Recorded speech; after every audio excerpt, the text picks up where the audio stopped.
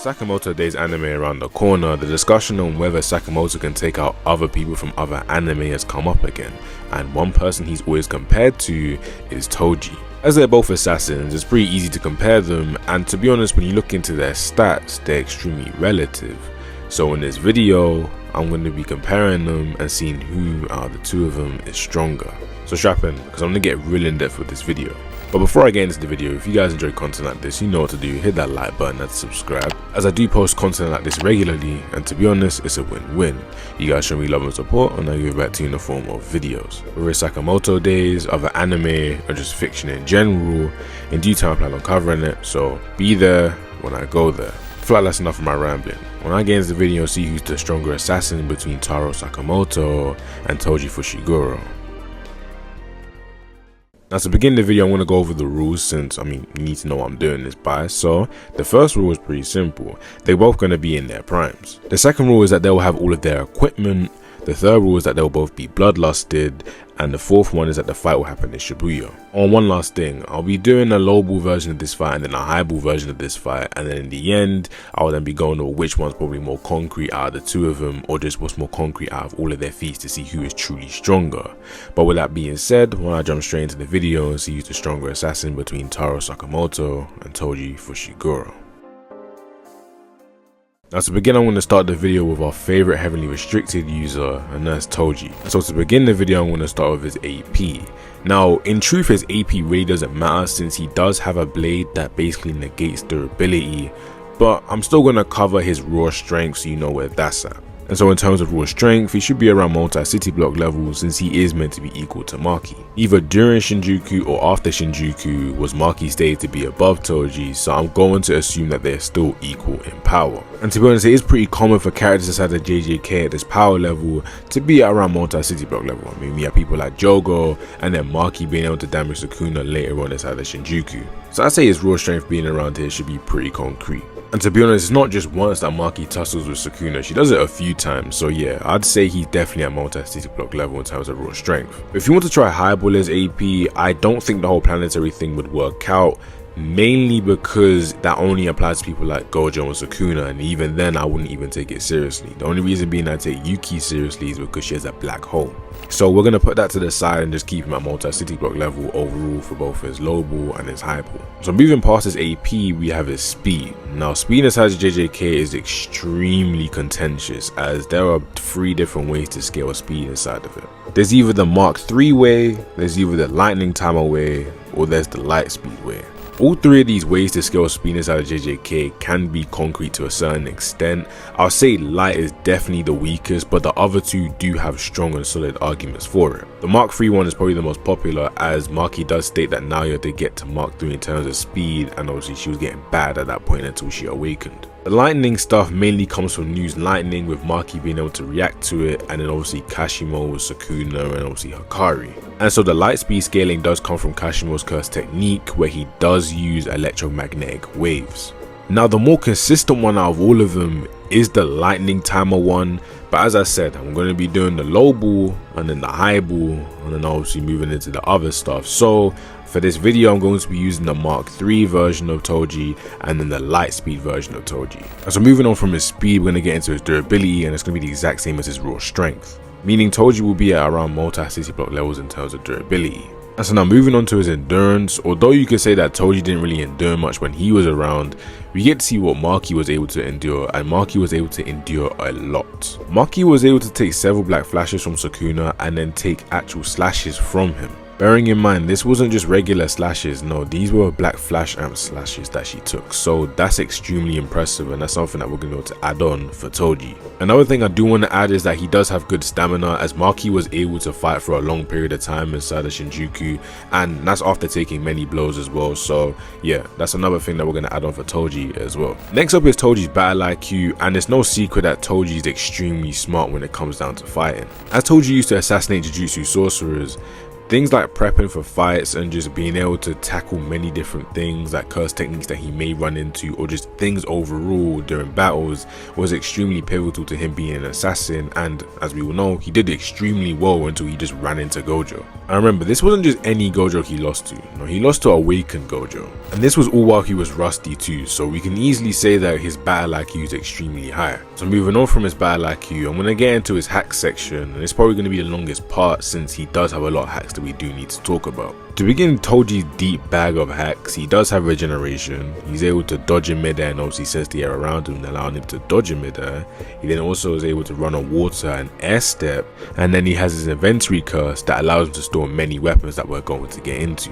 Toji has his inverted spear of heaven, the soul split katana, the chain of 1,000 miles, playful cloud, and his gun. Now I'm going to go over each of these weapons individually as they do something special. I mean, aside from his gun, I don't know what his gun does. I mean, does anybody know what his gun does? But aside from that, we're going to go over all of his other weapons since they do have really special abilities. The inverted spear of heaven allows him to nullify curse techniques, but in this video, nobody here has a curse technique, so it won't be used here. Next up is his best weapon, that's the soul split katana. Now it doesn't matter how durable you are, this blade is still going to cut you, which means it's going to be extremely pivotal to this fight and basically any fight that he's ever going to be in. Next up is a handy weapon, and that's the chain of 1,000 miles. Now if you're not able to see the end of it, it basically extends forever, and in a battle like this will be extremely useful.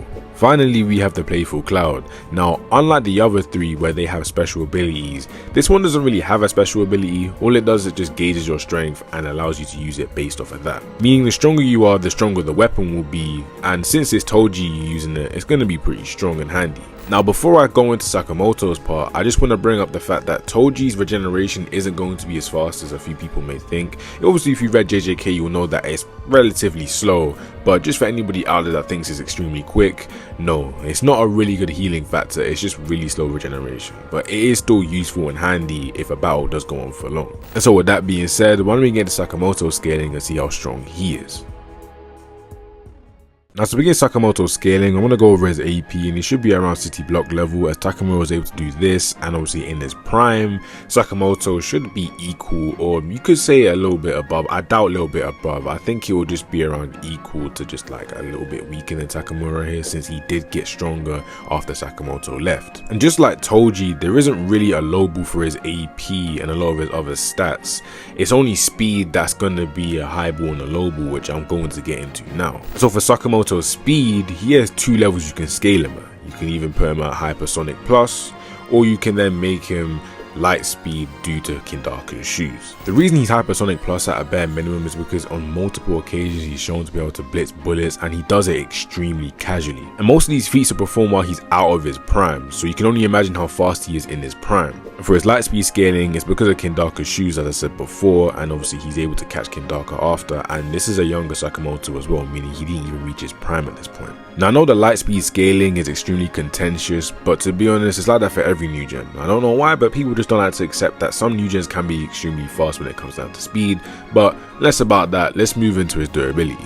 Due to Sakamoto being just pure strength exactly like Toji, he is going to be around city block level in terms of durability. And so following up on his durability, we have his amazing endurance. Now so far in the series, we have seen him damaged heavily once, but then again, every single time we say this, we have to remember that he is out of his prime right now, and that was a stronger Takamura than the one that he used to know. And then on top of that, we haven't really seen him tire out yet. He hasn't really been taken out of a fight like that, so we can say that he has amazing endurance as he's able to fight people that are stronger than him, take attacks from them, and just get back up. And this is all while being out of his prime as well. So moving on from his great endurance, we're going to go into his greatest stat, and that's his battle IQ. Throughout the entire series, his battle IQ is put on display, and the best way for me to even explain his battle IQ is just telling you his title or what he used to have before. Sakamoto was literally known as the greatest hitman inside of the verse, meaning he probably is smarter than everybody else inside the verse, and mind you, that includes people like Nagumo and whatnot, and they're extremely smart. My favorite display of his battle IQ is when he went up against Takamura, and as I like saying, well, Takamura did get stronger while Sakamoto got weaker, and this is a prime example of his battle IQ being able to keep him in fights that he technically should not be in. But with that being said, why not move into his hack section? Now unfortunately, he doesn't have a deep bag like Toji, but I say his hacks are pretty potent. Well, I mean, one of them at least. The second one doesn't really like do anything right now since, well, he's in his prime, so he doesn't need to really transform. Well, that's his second hacks, his transformation. But his first hacks is definitely extremely important, as he's able to basically use any weapon that he grabs. Or should I say anything? It doesn't matter what it is, John Wick style, the guy's gonna be able to use it. So that's something that you do need to look out for, and especially since they're in Shibuya where there's a bunch of objects around, Sakamoto will definitely be able to use them. But I feel like at this point you guys understand their scaling, so why don't I get into the video and see who out of the two of them is truly stronger.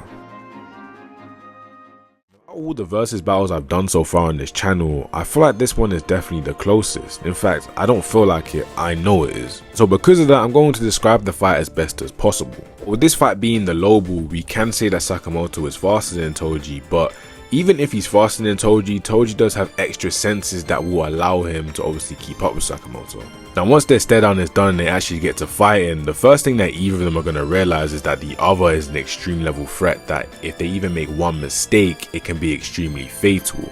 Now either of them doesn't know if their weapons have special abilities.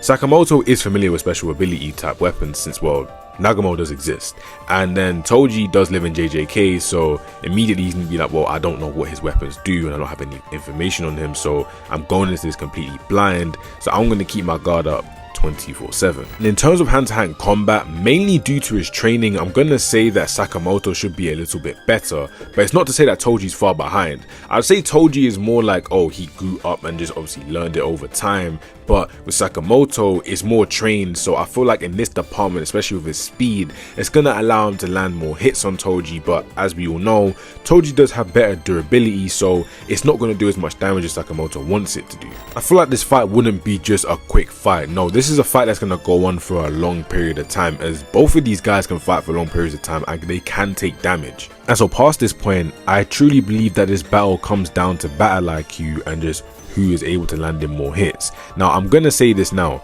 Toji landing hits on Sakamoto is going to be way more devastating than Sakamoto landing hits on Toji, and that's mainly because of the soul split katana and just him having a little bit better AP and durability. But in terms of speed and battle IQ and just martial arts, Sakamoto is going to have the upper hand, and especially with them being in Shibuya where there's a lot of objects around, he's going to be able to do a lot with that. So in my opinion, the fight kind of just does come down to who you believe would land more hits on the other before the other goes down. Now if you guys really remember what I said at the end of the Toji section, you'll know what's going to help him here and what's basically going to win him the fight. It's his regeneration. Due to Toji having better AP overall just with his raw strength and obviously soul split katana, and then having higher durability, the damage that Sakamoto is going to be able to do to him and the damage that he's going to do to Sakamoto is going to start widening the more his regeneration kicks in and the longer the fight goes on.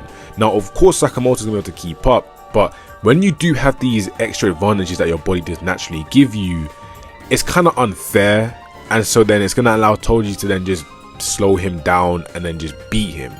But don't get me wrong, if they had like no body hacks or anything, Sakamoto definitely would have won this. And if you don't point out the speed discrepancy, I mean, yeah, to be honest, it is a massive factor, and you know what, you could even say that Sakamoto wins just because of it. But one thing I do want to add is the fact that Toji does have extra senses that will allow him to sort of keep up, not keep up like entirely, but I feel like it should be able to help him out a little bit so he's able to obviously stay in the fight with Sakamoto. But if you truly do think that Sakamoto would beat him just because of the speed discrepancy, then yeah, sure, then I mean, I'll give it to you and then you can just make Toji lose. But in my opinion, I do believe that his senses should be able to help him out a lot. But I feel like I've said enough for the low ball section, so why don't we get into the high ball section of this fight. Now for the highball section of this fight, it's going to be extremely similar and reminiscent to the low ball. The only thing is that Toji is going to be the exact same speed as Sakamoto, so it's not going to be as competitive, you could say.